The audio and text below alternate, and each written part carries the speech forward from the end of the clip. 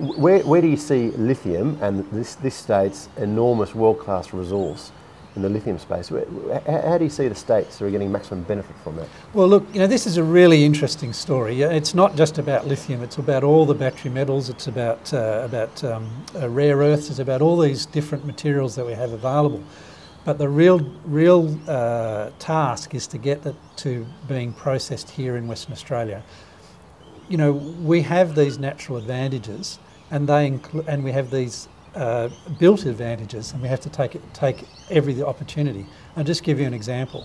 At the moment, cobalt, the largest supplier of cobalt is the Democratic Republic of Congo. Now there's enormous political instability, so we can actually say the cobalt available in Western Australia is from politically secure suppliers that recognise the rights of Indigenous people, that are extracted in an environmentally safe manner and provide proper safety standards for the workers. That's actually an advantage for our industry here in Western Australia. I mean, you've talked about downstream processing. Governments for decades have talked about that. Why is it so difficult to establish? I mean, you mentioned lithium.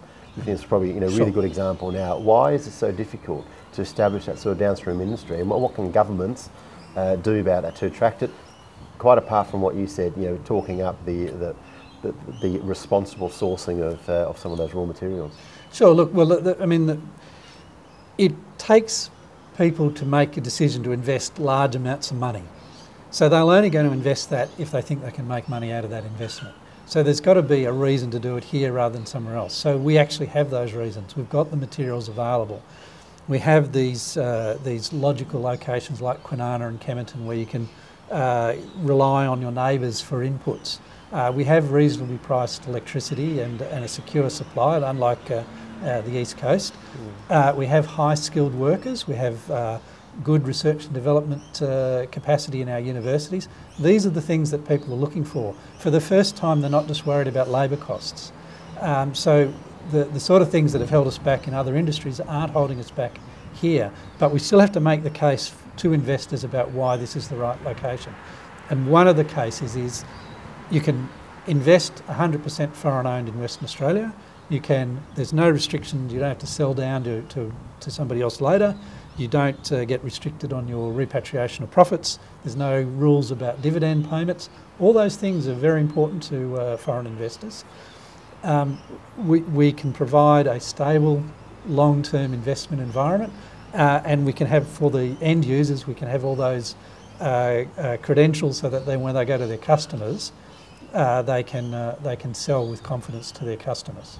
You talked about labour costs for the first time, probably in a decade, not being an issue anymore. What about, we've seen a real sort of drop off in tertiary education of some of those key sort of mining related skills, the WS School of Mines for example, and already there's talk that there's another, because the gold sectors, lithium are booming a bit, it's a real struggle to find qualified local people here, and you're starting to look over east or overseas again. How can we sort of address that? Well, this is a real challenge for industry, that they need to make sure that industry is investing in the inputs it needs, and if they need skilled workers, they need to make sure that they're investing in that. That's why we're looking at we've made the announcement about the training levy to be applied to construction in the mining sector, because we do actually have to make sure that industry is providing for its future. It's no good saying, oh, I don't have any qualified tradesmen when you haven't put any apprentices on. So, this is a mindset change. And again, that's one of the good things. We do actually have all the ingredients to support this new exciting chemical processing industry, which is what lithiums and batteries are. It's not just about the natural materials, it's about chemical processing. Because if that was one of the lessons out of the iron ore boom, is that it just left us with a lot of new big holes in the ground, but any of the value add really went overseas, didn't it? Well, it's not quite what happened. Firstly, we built enormous amount of infrastructure, and you think about it, the iron ore industry is now at 790 million tonnes of export a year, which is just mind-blowing. There's 55,000 people working in the iron ore sector. It's the largest employer, just about the largest employer, certainly the largest high-skilled, high-wage employer in the state. You know, we actually have a lot out of that construction phase of those projects. The reason we don't have steelworks here is because you wouldn't make any money out of one.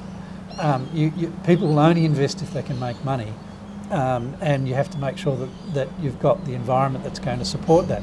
We'll never have a steelworks in Western Australia because it's you know, there's hundreds of millions of tonnes of overcapacity around the world. Why would anybody invest in building more overcapacity? It doesn't make any sense.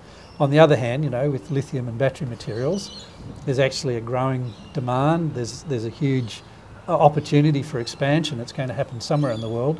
It's about making sure that we provide the environment to make sure that expansion happens here.